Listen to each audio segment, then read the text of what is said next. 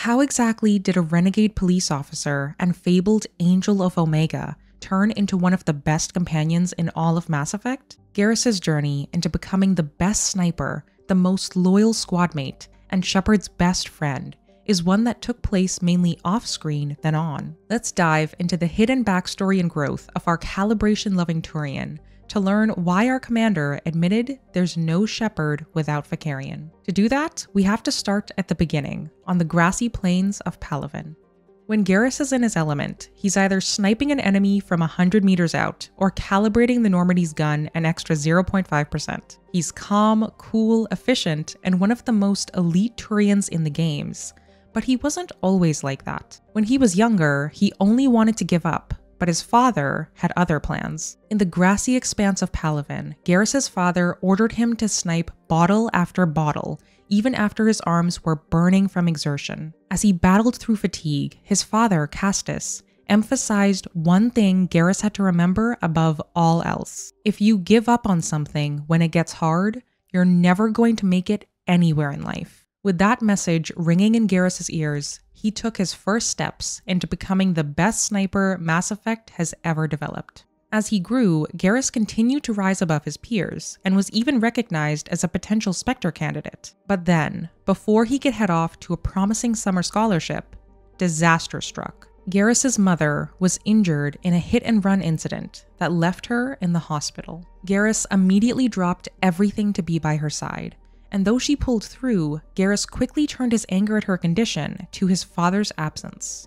Garrus angrily told his mother that all his father cares about is work, and that no matter how good Garrus is, the pressure his father put on him to follow in his footsteps was too strong. He despaired that he's an officer's son. That's all he'll ever be. And so, even though Garrus was brimming with potential, he decided to settle for a policing job with Citadel Security, where he could prevent hit-and-run incidents like what happened to his mother. Through his career, Garrus developed an attitude of fighting crime for the little guy, and he devoted himself to catching criminals with a fervor. But even though he excelled at putting the bad guys behind bars, one day, Garrus's prejudice against a suspect crossed the line so far it put his entire career in jeopardy. After chasing one of the Citadel's most elusive criminals for months, Garrus finally caught his prime suspect and was ready to lock him up for good. But right when he thought it was all wrapped up, one of his fellow CSEC officers came bursting in with the worst possible news. The criminal that Garrus had snagged was being let go, on the authority of Garrus's father. Garrus stormed into CSEC headquarters, fuming, and demanded to know what his father was thinking. His father matched his fury, accusing Garrus of tampering with evidence, coercing witnesses, and even assaulting his suspect. He accused Garrus of stooping to the level of the very criminals he was going after just to get the job done, and landed a final verbal blow, demanding that Garrus do things right or to not do them at all. This was the last time Garrus and his father spoke face to face. Garrus left CSEC HQ furious and was beyond sick and tired of the bureaucracy of his policing career, and especially his father's by-the-book attitude. He desperately needed a change in scenery, a place without red tape where he could get the job done by whatever means necessary. With this mindset, by complete happenstance, Garrus found the one person who just so happened to be working on catching the same indoctrinated Turian he was: Commander Shepard. Garrus leapt at the chance to track Saren down under Shepard's command, and in so doing was finally able to throw the red tape of CSEC out the airlock, step out from under his father's shadow, and do things his way. So began his first steps into becoming Shepard's best squad mate ever. And the best thing about this next leg of his journey was that how it went down wasn't up to Garrus. It was technically up to you, the player. During Garrus's first few conversations with Shepard, he expressed his gung-ho attitude towards catching bad guys without caring for the rule of law, and depending on whether you encouraged him in his views or not, it would later affect how Garrus eventually found himself on Omega in Mass Effect 2. But regardless of what you chose, one of the most crucial lines that Garrus hears from Shepard in the whole trilogy is this Paragon response. And without CSEC headquarters looking over my shoulder, well, maybe I can get the job done my way for a change. If getting the job done means endangering innocent people, then no. We get the job done right, not fast. Got it? I wasn't trying to. I understand, Commander. We do things the right way, not just to get things done. To Garrus, hearing this statement was a direct echo of his father's ultimatum. It was a final wake-up call. Under Shepard's command, and in their conversations together on the Normandy, Garrus was slowly molded by us players in a very meaningful way. And if you chose the Paragon route for him, Garrus finally learned to fight with integrity, and that even if the rules get bent, they should never be fully broken. With this new creed in mind, Garrus did what no other original Normandy squadmate dared do. Garrus built a team that mirrored Shepard's own to fight crime in the most corruption-filled place in the entire Milky Way. Garrus shipped off to Omega to take down criminals, but this time on his own terms, and with a brand new moniker of Archangel. Garrus's first visit to Omega was an eventful one to say the least. Right when he landed, he encountered an old woman held at knife point by a Vorcha. With a swift punch to the Vorcha's face, Garrus saved the old woman, who praised him by saying he was a real-life angel. And with that, Archangel was born.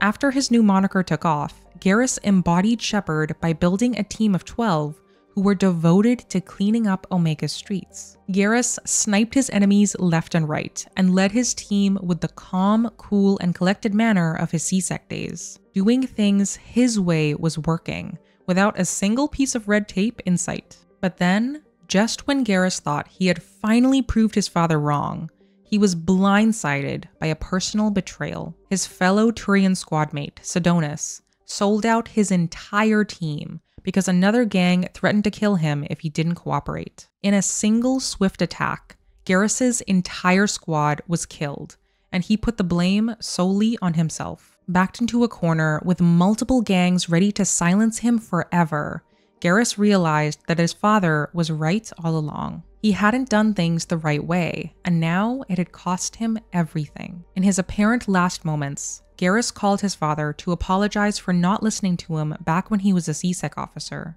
However, his father was having none of his son's sentimentality. Castus firmly emphasized that Garrus couldn't give up until the last bullet in his sniper rifle had been fired. He told his son that he didn't train Garrus for hours upon hours on the fields of Palaven to have him give up with a bullet still in the barrel. As Garrus and his father finally reconciled after many years of hardship, Garrus readied himself for death as the bullets continued to rain down on his location. But then, in Garrus's most dire hour, Commander Shepard came to the rescue.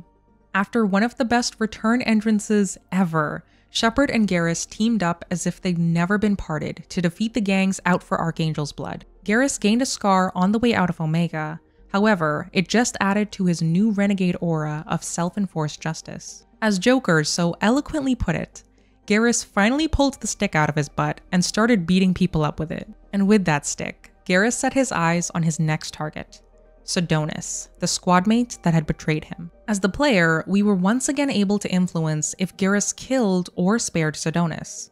But regardless of how his loyalty mission played out, the importance of Shepard again being the one to help Garrus through a tough mission wasn't lost on our calibration-loving Turian. Out of everyone he knew, Shepard always had Garrus's back. And after rejoining the Normandy for a second time, Garrus had reached a level that no other Normandy squadmate had. He had been part of the elite police force on the Citadel and fought on his own terms in the streets of Omega. He was betrayed from within his own squad, and witnessed a leader earn the loyalty of a band of lethal misfits in order to save humanity. He sniped better than anyone, and was one of the most loyal squadmates that Shepard inherently trusted. Absolutely nothing could faze Garrus, because he'd been through it all and seen it all. Romance aside, by Mass Effect 2, Garrus was already Shepard's best squadmate by far, with the suicide mission just further cementing their friendship and loyalty beyond any shadow of a doubt. Even if Garrus dies during that final mission, he ends up as the only companion to both remain loyal to Shepard and literally embody what Shepard taught him by leading his own squadron against Omega's corruption. And if he survives into Mass Effect 3, well, he unarguably becomes the best Mass Effect squadmate throughout all the games, by giving definitive proof to the saying, "There's no Shepard without Vakarian." Shepard might have been the face of the Reaper War, But the most brutal battleground the Milky Way had seen in 50,000 years was built for Garrus to shine the most. As the Turian with the most experience dealing with Reaper attacks, Garrus quickly became an essential soldier for the Turian hierarchy to lean on, mirroring Shepard's role for humanity. In an ironic turn of events, the officer's son ended up walking the path he was always destined to when he first fired bottle after bottle on Palaven's grassy plains. If you give up on something when it gets hard, you're never going to make it anywhere in life. That mantra helped guide Garrus through the Reaper War, and upon joining the Normandy for the 3rd time, he finally took his father's words to heart by supporting Shepard through the war as no other squadmate could. When Garrus wasn't happily calibrating the Normandy's main gun, he always made time to chat with Shepard about the war's ruthless brutality. He showed Shepard that he's learned the world isn't black and white, but instead shades of gray, as the Reaper War further proved time and again. When Shepard began to flag from exhaustion, who else had Shepard's back but Garrus, who demanded that Shepard catch some shut-eye while he handled things. Out of everyone we recruited in Mass Effect 3, Garrus was the closest companion who understood what Shepard went through to get there, and knew what it took to defeat Reapers. So when they both stood together as Reapers rained down on Shepard's home planet, they had a final conversation that perfectly captured everything they had experienced together. Not sure if Turian heaven is the same as yours, but if this thing goes sideways and we both end up there, meet me at the bar. I'm buying. We're a team, Garrus. There's no Shepard without Vakarian, so you better remember to duck. Shepard knew that without Garrus, they wouldn't have made it through the war with their souls somewhat intact. Shepard knew that without Garrus in the suicide mission, they might not have made it back in one piece. Of course, Garrus could die during that crucial mission and be replaced in the subsequent game. But without Garrus, the final team feels empty, the glue that keeps everyone together gone. Shepard says many truths throughout the entire series, but none rang as true as the line that links Shepard to Garrus forever. There's no Shepard without Vakarian. But more than that, what makes Garrus ultimately the Garrus we know and cherish is because of us. Just as there's no Shepard without Vakarian, there's no Garrus without us, the players. There's no Garrus without you. If you didn't recruit Garrus for the battle against Saren and Sovereign, Shepard would have never been able to pass on their hard-earned lessons to their Turian comrade. If you didn't help Garrus with his loyalty mission, he would have died before the suicide mission even started. His only contribution in Mass Effect 3, a plaque on the Normandy's memorial wall. If you didn't converse with him on the Normandy, shoot bottles with him on the Citadel, or order him to overload a shielded enemy in the heat of battle, then he wouldn't have been virtually inseparable from us in Commander Shepard's eyes. There is no Garrus without you, and because of our unbreakable friendship with him, there's no Shepard without Vakarian. Ever since Garrus's epic reveal as Archangel, it felt inevitable that he'd be one of our chosen squad mates mission after mission. But something that's currently unknown is, will our Calibration King be back in the next Mass Effect, or was his final mission saving the galaxy from the Reapers alongside Shepard? Well, as Shepard so eloquently put it, there's no Shepard without Vakarian, and in the next Mass Effect's teaser trailer, I'm 100% certain that Shepard will be back in the next game. So by Shepard's own reasoning, that means that Garrus is 100% going to return in the next game. And to see why the best squadmate duo ever might be back for one more story, watch this trailer breakdown next. See you there.